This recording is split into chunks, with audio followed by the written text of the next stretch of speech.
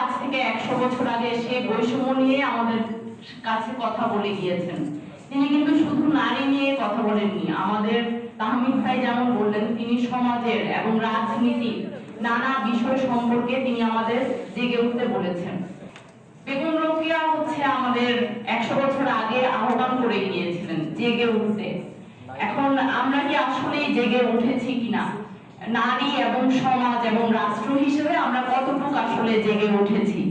বলা হয় যে নারীরা কোথায় গেল, একটা আলোচনা আমাদের মধ্যে আনা হয় যে নারীরা কোথায়।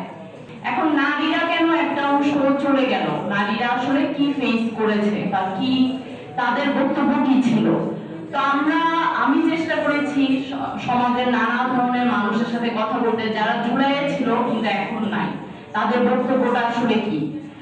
আমি রাজনীতিতে আসার পর আমি আপনাকে আমার একটা অভিজ্ঞতা বলি। একদিন আমাদের এক ভাই আমাকে বলছিলেন যে, আমার কমিটির ভাই, যে আপা দেখেন, ধরেন আমি কোন একটা মিছিলে আমি 20 জন ছেলের সাথে 20 জন ভাইয়ের সাথে আমি যুদ্ধ করে একটা জায়গা নিলাম মিছিলের সামনে। তো সেই সময় আমি দাঁড়ালাম, কিন্তু যখনই আপনি আসলেন তখনই আমার ওই জায়গাটা ছেড়ে দেওয়া লাগলো। তো এটা তো আমার সাথে একটা বৈষম্য হলো, যে একটা নারী আসলো দেখে আমার জায়গাটা ছেড়ে দেওয়া লাগলো। এখানে আপনারা ওনার কথার পয়েন্টটা ধরবার চেষ্টা করেন।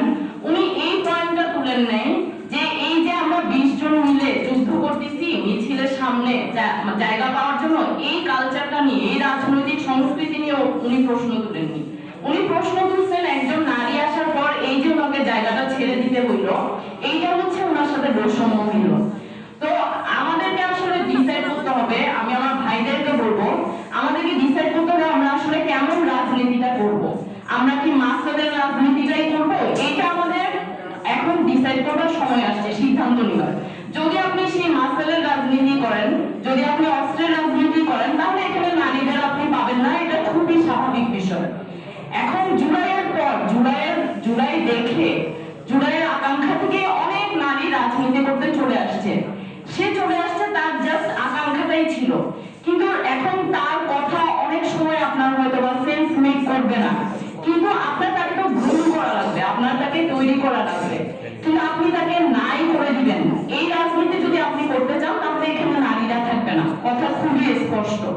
এখন আমাদের তাহলে কেমন রাজনৈতিক সংস্কৃতি আমরা চাই, এটা আমাদের ভাবা লাগবে। আমরা যদি চাই যে আমরা আসলে একটা নতুন রাজনৈতিক সংস্কৃতি, তাহলে এখানে নারীরাই দেখবেন এই রাজনৈতিক সংস্কৃতি তৈরি করবার জন্য আপনাদের নেতৃত্বের জায়গাতেই আছে।